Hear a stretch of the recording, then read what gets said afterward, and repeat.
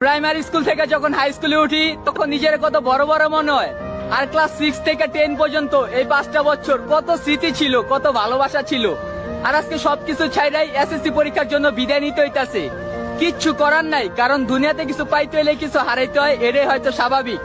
আর জানি না ওই হারামি বন্ধুগুলোর সাথে কবে দেখা হবে, তবে এতটুক সারা জীবন মনে থাকবো স্কুল লাইফের মতো বেস্ট একটা লাইফ আর জীবনে কখনো হয়তো আসবে না, আর আসবোও না। তোদের অনেক মিস করমু রে হারামিগুলা।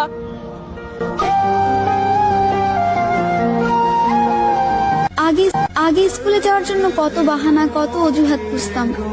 ক্লাস 8-9 ওঠার পরে এমনটা ভাবতে লাগলাম, এই ভালো সময়টা যেন কখনো না ফুরায়।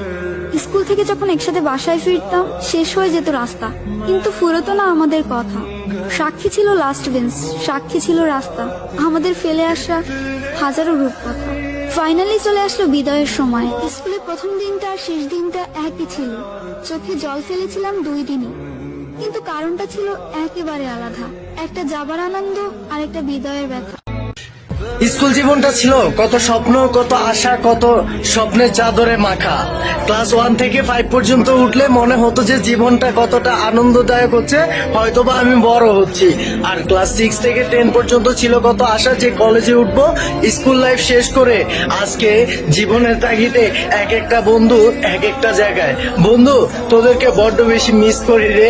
I really miss you and I really love you বন্ধু।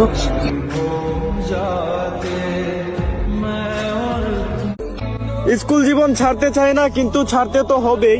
নতুন কলেজে যাব, নতুন বন্ধু হবে, কিন্তু স্কুল জীবনের বন্ধুগুলাই শ্রেষ্ঠ হয়ে থাকবে।